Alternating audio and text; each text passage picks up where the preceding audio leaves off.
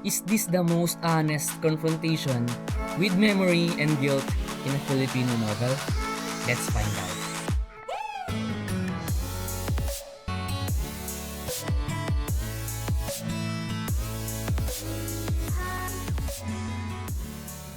Good day everyone! Today I'll be reviewing Killing Time in a Warm Place, a novel by Jose Dalisay Jr., one of the Philippines' most celebrated contemporary writers. This book explores memory, guilt, and the moral complexities of living through and surviving the Marcos dictatorship. It's not just a political novel, it's a deeply personal story about identity and responsibility. So, what is this story about anyway? The story is told through the perspective of Eric Gamalinda, a Filipino who has spent years trying to escape the past by living abroad.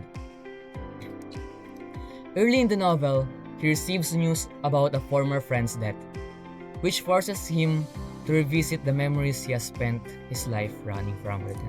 Eric reflects on his childhood in a small town, his experiences as a student activist during the martial law years, and his relationships with his mother, with his friends, and with the people who shaped his political awakening. What makes this story compelling is how it avoids simple hero-villain labels. Eric is neither purely victim nor purely rebel. He participates in activism but also betrays people. He navigates the blurred lines between survival and complicity. The warm place in the title refers not only to the tropical Philippines, but also to the emotional space where Eric hides his guilt. A comfortable climate where forgetting feels easier than confronting the truth. As Eric looks back, the novel jumps between past and present, showing how personal decisions are inseparable from the historic moment.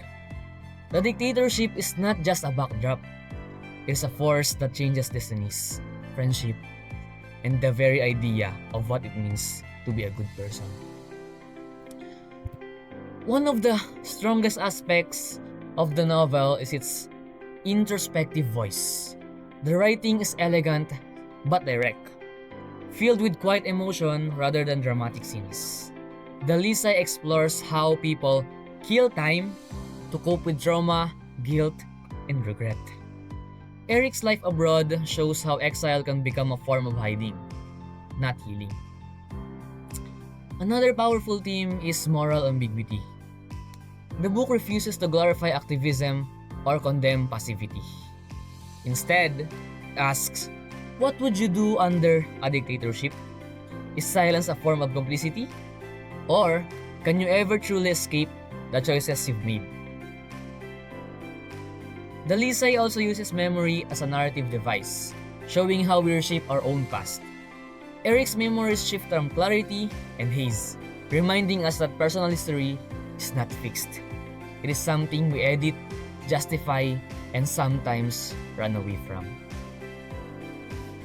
Killing Time in a Warm Place is a quiet but powerful novel.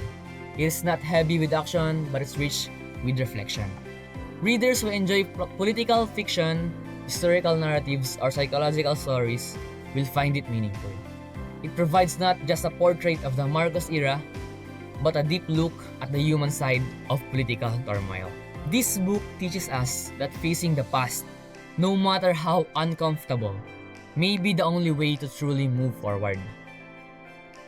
And that ends my review of Jose Dalisay's Killing Time in a Warm Place. Thank you for listening, and I hope you consider reading the novel yourself.